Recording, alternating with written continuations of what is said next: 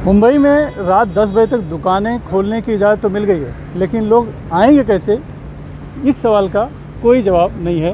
खास करके तब जबकि लोकल ट्रेन में आम आदमियों को यात्रा करने की इजाज़त नहीं है, जबकि लोकल ट्रेन ही है जो मुंबई में जो लाइफ लाइन है, यानी कि हर जगह से कोई भी आ सकता है, जा सकता है। लेकिन लोकल ट्रेन बंद होने की वजह से लोगों को बड़ी मुसीबतों का सामना करना पड़ रहा है। लिहाजा इसी वजह से आज मुंबई में हाईकोर्ट में सुनवाई थी, जिसमें मुंबई मराठी पत्रकार संघ की तरफ से, कुछ वकीलों की तरफ से और आम आदमियों की तरफ से भी याचिकाएँ थी, जिस पर सुनवाई हुई और उसमें बहुत ही गहन चर्चा भी हुई। हालांकि ये लबोलुआब ये है कि अभी तक कोई रास्ता नहीं निकला है, लेकिन चर्चा हुई है।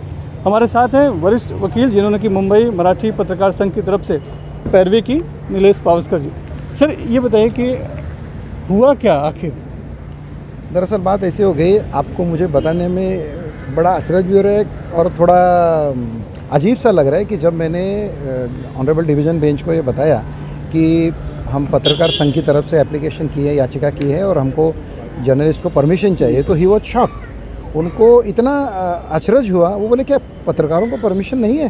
तो मैंने बोला जी सर बिल्कुल नहीं है, अभी तक तो नहीं है। तो उन्होंने उनका एक एक्सपीरियंस मेरे साथ में शेयर किया डायस पे से। वो बोले कि जब मैं बम्बई आया और मैंने मुंबई हाई कोर्ट में चार्ज लिया, तो उस वक्त में मुझे एक पत्रकार का फ़ोन आया कि वो मुझे इंटरव्यू करना चाहता है। तो जब मैंने उसको पूछा कि आप कहाँ से आए, तो बोले मैं अंधेरी से आया हूँ। तो बोले कैसे आए? तो बोले ट्रेन से आया। तो जब मैंने चार्ज लिया तब बंदा ट्रेन से आ रहा है, तो और अब आप कह रहे हो कि इनको परमिशन नहीं है, ये तो कुछ अलग लग रहा है। तो मैंने बोला जी सर बात यही है अनफॉर्चुनेटली कि लोग जान पे खेल के ये सारी ग्राउंड रिपोर्टिंग कर रहे हैं, लेकिन ये ऑफिशियली अनऑफिशियली इनको परमिशन कुछ भी नहीं है। तो ही वॉज वेरी सरप्राइज। तो फिर उन्होंने एडवोकेट जनरल साहब को बोला कि आप इसके बारे में बताइए क्या है कि अगर पत्रकारों को परमिशन नहीं, इट्स एन एसेंशियल सर्विस, अगर ये एसेंशियल सर्विस है तो क्यों नहीं। फिर हमने कोर्ट को ये भी बताया कि इस तरह से अगर अभी बीच में एक बात हुई थी कि कोर्ट को किसी चीज़ के बारे में फैक्ट्स वेरिफिकेशन करना था, तो कोर्ट ने कोई न्यूज़पेपर उठा लिया था कोर्ट में। मैंने जज साहब को वो भी दिखा दिया कि साहब आप भी अब न्यूज़पेपर देख रहे थे, तो इसी के लिए इन लोगों को दौड़ना पड़ता है और उनको परमिशन नहीं है।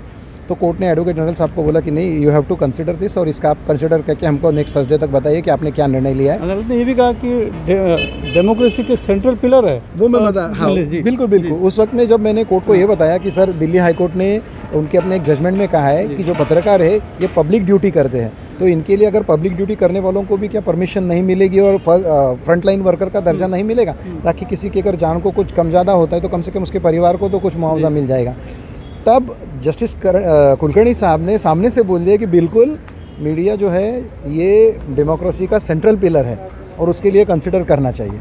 तो इसके लिए आज की हियरिंग के बारे में हम बहुत आशावादी है और कोर्ट ने एडवोकेट जनरल साहब को इसके बारे में निर्णय लेने के लिए कहा है और नेक्स्ट थर्सडे को इसके बारे में बताया जाए। जो याचिकाएं हैं, एक तो पत्रकारों की तरफ से थी, दूसरे वकीलों की तरफ से थी, उसमें क्या होता है? ये जो हमारी जो थी ये मुंबई मराठी पत्रकार संघ की तरफ से थी।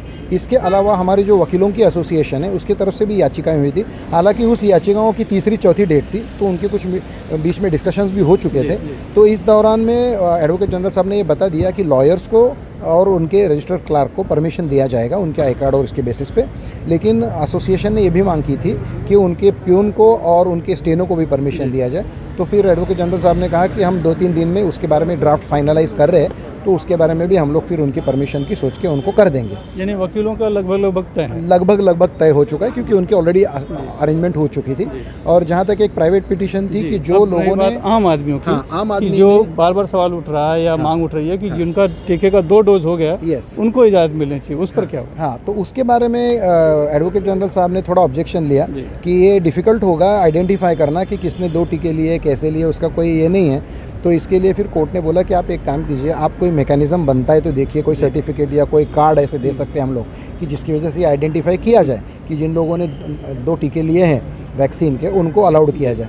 तो उनको बोला गया है कि आप ज़रा इसके अंदर कुछ रास्ता ढूंढिए, क्या कर सकते हैं। तो उसके लिए ये सारी तीनों की तीनों पिटिशन्स, लॉयर्स की, प्राइवेट की और मुंबई मराठी पत्रकार संघ की, ये तीनों पिटिशन अब थर्सडे को रखी गई है। अदालत का कहीं ना कहीं ये मन दिखा कि लोगों को मिलनी चाहिए इजाज़त, बिल्कुल, क्योंकि ये भी सवाल उठा कि बेस्ट बस जिसमें कि लोग भर के जा रहे हैं, वो कैसी मॉनिटरिंग होती है, उसमें कैसे इजाज़त? जी, इस बारे में मैंने खुद कोर्ट को ये कहा कि अभी ऑलरेडी बसें इतनी भर की जा रही है, उसका ये भी एक कारण है कि रेलवे की परमिशन नहीं है। इसके लिए लोग बिल्कुल रिलक्टेंटली बस से जा रहे हैं और इसलिए बसेस ओवर क्राउडेड हो रहे हैं और सोशल डिस्टेंसिंग की वहाँ कोई बात रही नहीं है। तो इसके लिए भी ट्रेन को चालू होना बहुत ज़रूरी है। तो कोर्ट ने इस बात पे भी एक्सेप्ट कर लिया, जबकि हम सारे वकील भी साथ में खड़े थे। तो कोर्ट ने बोला यहाँ भी तो थोड़ा सा प्रॉब्लम हो ही रहा है। तो हमने बोला सर इससे ज़्यादा बहुत बुरी बात तो बेस प्रोसेस में चल रही है। तो इन ऑल अगर मैं कहूँ तो कोर्ट का रवैया बहुत अच्छा था, पॉजिटिव था, और कोर्ट की ये ऐसी मंशा दिखी कि कोर्ट चाहती है कि लोगों को सुविधा मिले रेलवे की।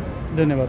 Thank you. कोर्ट चाहती है, लोग भी चाहते हैं, सरकार भी कहती है कि हम भी चाहते हैं कि लोगों को सुविधा मिले, लेकिन फैसला नहीं हो पा रहा है। जबकि मांग कई दिनों से उठ रही है, महीनों से उठ रही है, और बार बार उठ रही है कि आखिर मुंबई लोकल ट्रेन में आम लोगों को सफ़र करने को नहीं मिलेगा, यहाँ तक कि जिनके 2 डोज हो गए उन्हें भी नहीं मिलेगा। तो फिर लोग कैसे पहुँचेंगे, कैसे अपनी आजीविका चलाएंगे, या फिर कैसे लोग एक तरह से सर्वाइव कर पाएंगे अपने आप को, ये बड़ा सवाल है। आज भी मुख्यमंत्री ने खुद ही सवाल उठाया कि लोग बार बार पूछ रहे हैं कि लोकल ट्रेन कब से शुरू होगी, तो उनका यही कहना था कि विचार चल रहा है, जिम्मेदारी के साथ ही कोई कदम उठाया जाएगा। यानी आश्वासन ही है, उससे ज़्यादा कुछ भी बात आगे आज भी नहीं बढ़ पाई। मुंबई से कैमरामैन प्रवीण रोज ससुने से NDTV इंडिया के लिए।